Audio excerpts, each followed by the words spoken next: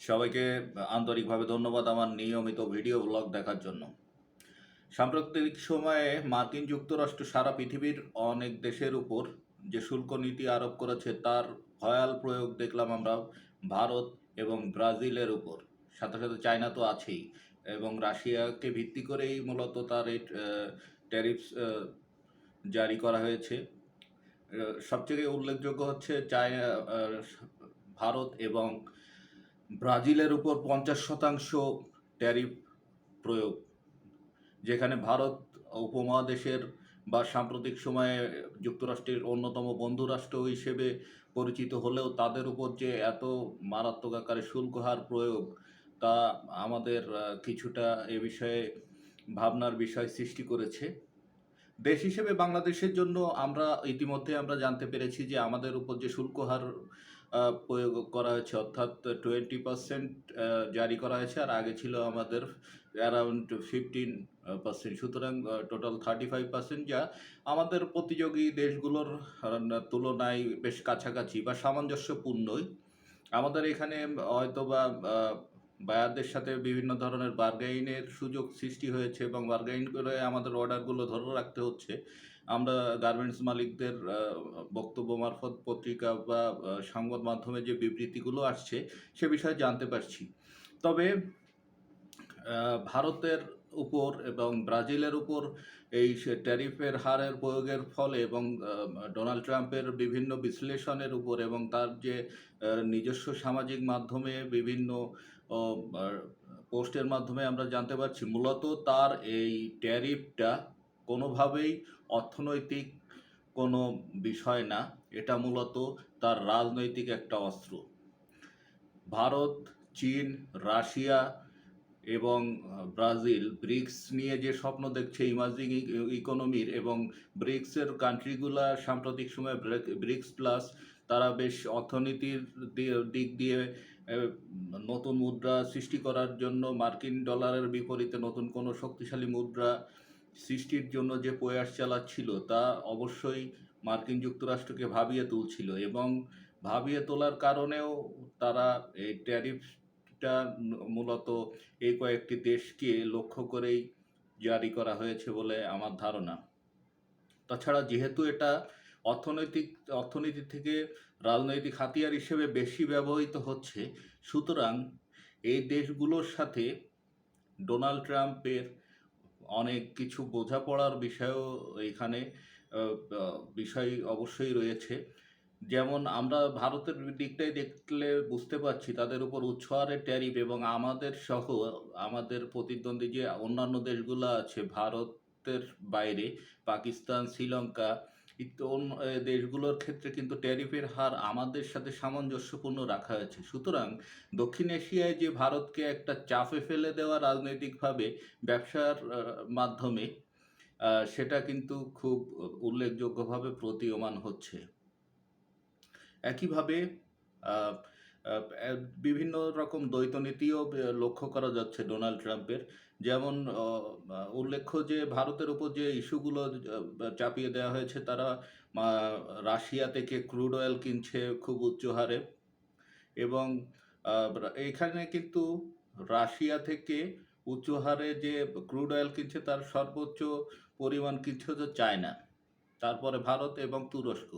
কিন্তু অন্যান্য দেশ যারা কিনছে তাদের উপর বেশি একটা প্রভাব না পড়লেও ভারতের দিকে বেশ কঠোর হুঁশিয়ারি দিয়েই ডোনাল্ড ট্রাম্প এ বিষয়ে পদক্ষেপ গ্রহণ করেছে, এবং ভারতের সাথে যে ব্যবসায়িক একটা আলোচনা চলছিল সে আলোচনাও স্থবির হয়ে গেছে ডোনাল্ড ট্রাম্পের এই ট্যারিফ জারি করার ফলে। সুতরাং ট্যারিফ যে শুধুমাত্র অর্থনৈতিক দিকে প্রভাব ফেলবে তা না, বৈশ্বিক রাজনীতিতেও ব্যাপক আকারে একটা প্রভাব ফেলতে যাচ্ছে বলে আমার ধারণা। সেটা যে দেশের উপর ট্যারিফগুলো আরোপ করা হচ্ছে শুধুমাত্র সে দেশের জন্য না, এটা যে মার্কিন যুক্তরাষ্ট্রের জন্য আদৌ ভবিষ্যতে কতটা ভালো হবে, এবং যুক্তরাষ্ট্রের অভ্যন্তরেও যে এই নিয়ে বিতর্ক সৃষ্টি হবে না সে কথা বলা যায় না। এবং এত উচ্চ হারে ট্যারিফ এবং এই সমস্ত বড় দেশগুলোর উপর যারা ইমার্জিং ইকোনমি হিসেবে পরিগণিত, তাদের যে ব্যবসায়িক স্টেক রয়েছে যুক্তরাষ্ট্রের সাথে, তাই সেটা নিশ্চয়ই হুমকিতে পড়ার সাথে সাথে যুক্তরাষ্ট্রেরও যে স্টেক রয়েছে এই সমস্ত দেশগুলোর সাথে, সেটাও সেই ব্যবসার উপরও খুব একটা ক্ষতিকর বা ঋণাত্মক প্রভাব অবশ্যই এখানে পড়বে বলে আশা করা যায়। তবে এর মধ্য থেকেও আমাদের দেশের জন্য বেশ উল্লেখযোগ্য একটা সুযোগ সৃষ্টি হয়েছে, সেটা না বললেই নয়। আমাদের বাংলাদেশ মূলত গার্মেন্টস রপ্তানি করে, গার্মেন্টস পণ্য রপ্তানি করেই আমরা আমাদের বৈদেশিক যে মুদ্রার আয় বেশ সুসংহত পর্যায়ে এসেছে, এবং আমাদের রপ্তানির প্রায় 85% হচ্ছে রেডিমেডস গার্মেন্টস দ্বারা, এবং যার অন্যতম বাজার হচ্ছে মার্কিন যুক্তরাষ্ট্র। এবং সাম্প্রতিক শুল্কের কারণে আমাদের গার্মেন্টস রপ্তানির ব্যাপক একটা ক্ষতিকর প্রভাবের দিকে আমরা এগিয়ে যাচ্ছিলাম। তবে বর্তমান এই ট্যারিফ হার কমানোর ফলে বা মিনিমাইজ করার পরে, এখানে কমানো ট্যারিফ আলটিমেটলি বেড়েছে, কিন্তু তারপরেও যে অন্যান্য আমাদের প্রতিযোগী দেশগুলোর সাথে সামঞ্জস্যপূর্ণ রাখা এবং ভারত এবং চীনের উপর উচ্চ হারে ট্যারিফ আরোপ করার ফলে আমাদের দেশে এই ব্যবসা বিস্তারের বা আমাদের এই দেশে গার্মেন্টস পণ্য রপ্তানির বেশ একটা সুযোগ সৃষ্টি হয়েছে। তবে এই সুযোগ সৃষ্টির জন্য আমাদের নিজস্ব কিছু কাঠামোগত উন্নয়ন করা এখনই দরকার। আর তাছাড়া আমাদের গার্মেন্টস শিল্পে যে সমস্ত বিষয়গুলো খুব সমালোচিত হয়ে আসছে, বেতন কাঠামো থেকে শুরু করে, আমাদের দেশে অবশ্য গার্মেন্টসের পরিবেশ, যে কর্ম পরিবেশ আগে থেকে অনেক উন্নত হয়েছে, এ বিষয়ে অস্বীকার করার কোনো কারণ নাই। তবে আমাদের দেশের যে পারিশ্রমিকটা, সেটা অন্তত শ্রমবান্ধব না। তাছাড়া আমাদের যে রপ্তানির ক্ষেত্রে যে ব্যাকওয়ার্ড এবং ফরওয়ার্ড লিঙ্কেজ যে শিল্পগুলো সেভাবে গড়ে ওঠে নাই। তাছাড়া আমাদের রপ্তানির যে মাধ্যম, পরিবহন সেক্টর অথবা যে পোর্টের মাধ্যমে যে রপ্তানির আমাদের সুযোগ, সেখানে সুযোগও খুব সীমিত। সুতরাং অন্যান্য দেশের থেকে আমরা এই সমস্ত ক্ষেত্রে বেশ পিছিয়ে আসছি। এই সমস্ত ক্ষেত্রে আমাদের উন্নয়নের দিকে ধীরে ধীরে এগিয়ে যেতে হবে। তার ফলে আমরা যে সুযোগটা আলটিমেটলি পেয়েছি মার্কিন যুক্তরাষ্ট্রের কাছ থেকে, সুতরাং এই সুযোগটা আমাদের কাজে লাগানো অবশ্যই দরকার, যা আমাদের দীর্ঘমেয়াদী ব্যবসায়িক পরিবেশ সৃষ্টিতে খুব দারুণ ভূমিকা পালন করবে। তাছাড়া আমাদের অন্যান্য শিল্পর দিকেও নজর দিতে হবে, অন্যান্য পণ্যাদি রপ্তানির দিকেও বেশ নজর দিতে হবে।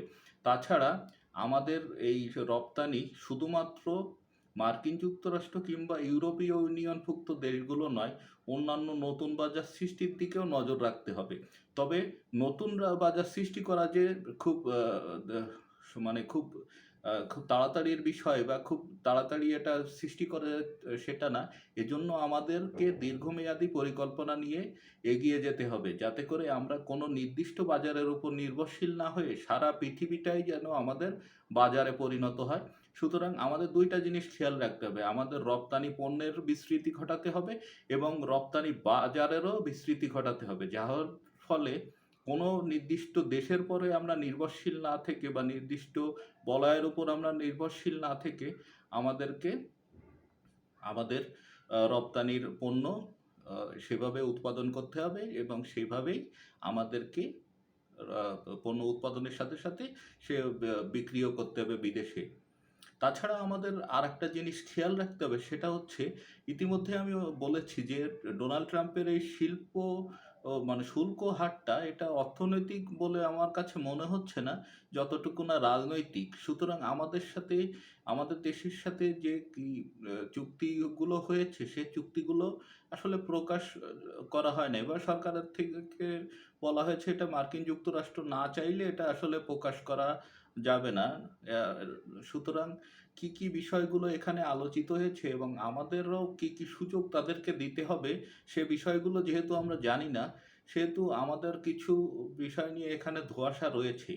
এবং যেহেতু কূটনৈতিক বিষয় এবং অর্থনীতির সাথে সাথে এখানে রাজনৈতিক বিষয় রয়েছে, এবং আমরা যে বাংলাদেশে একটা বৃহত্তর রাজনৈতিক বলয়ের ভিতর আমরা রয়েছি, সেটা বর্ণনাতীত। এখানে আমাদের পাশে ভারত রয়েছে, চীন রয়েছে বা রাশিয়া রয়েছে, সকল দেশের সাথেই আমাদের সুসম্পর্ক বজায় রাখা বাঞ্ছনীয়।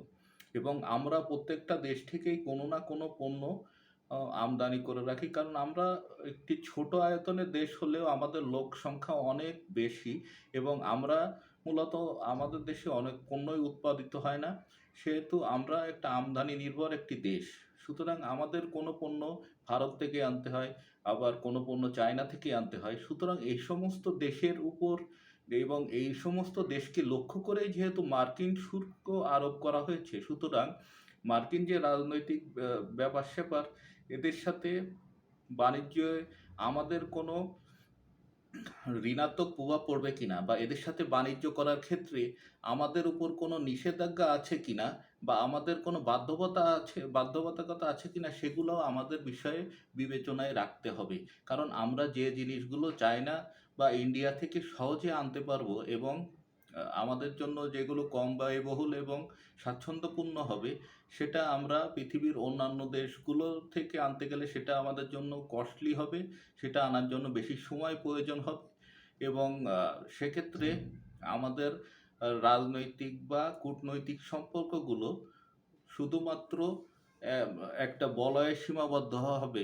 সুতরাং আমাদের কূটনৈতিক আলোচনা, অর্থনৈতিক আলোচনা এবং রাজনৈতিক আলোচনা একই সমসূত্রে গেঁথে আমাদেরকে সামনের দিকে এগিয়ে যেতে হবে। এবং ডোনাল্ড ট্রাম্পের যে নীতিগত আ যে ব্যবহারগুলা, শুল্ক নিয়ে যে রাজনৈতিক ডিসিশনগুলা, এটা আসলে ভবিষ্যতে কি ক্ষতিকর প্রভাব বিশ্ব অর্থনীতির পরে আ ফেলে, শুধু অর্থনীতি না, বিশ্ব রাজনৈতিক পরিস্থিতির উপর ফেলে, সেটাও আমাদের বিবেচনায় রাখতে হবে। সুতরাং আমাদের দেশের আ সার্বিক অর্থনৈতিক উন্নয়ন নিশ্চিত করার জন্য আমাদের রাজনৈতিক যে পক্ষগুলো জড়িত আছে, কূটনৈতিক পক্ষগুলো জড়িত আছে, সবারই একত্রিত ভূমিকা পালন করতে হবে। সাথে, সাথে আমাদের দেশের ব্যবসায়ীদেরও তাদেরকে দৃঢ়প্রত্যয়ী হয়ে তাদের ক্রেতাদের সাথে সুসম্পর্ক প্রতিষ্ঠা করে, দীর্ঘমেয়াদী সম্পর্ক প্রতিষ্ঠা করে ব্যবসা পরিচালনা করে আমাদের দেশকে উন্নতির স্বর্ণশিখরে নিয়ে যাওয়ার চেষ্টা করতে হবে। আমার কথা শোনার জন্য ধন্যবাদ এবং আমার কথা যদি ভালো লেগে থাকে তাহলে আমার চ্যানেলের প্রত্যেকটা ভিডিও দেখবেন, আমার সাথে থাকবেন, এটাই আমি আশা করি। সবাইকে আবারও ধন্যবাদ।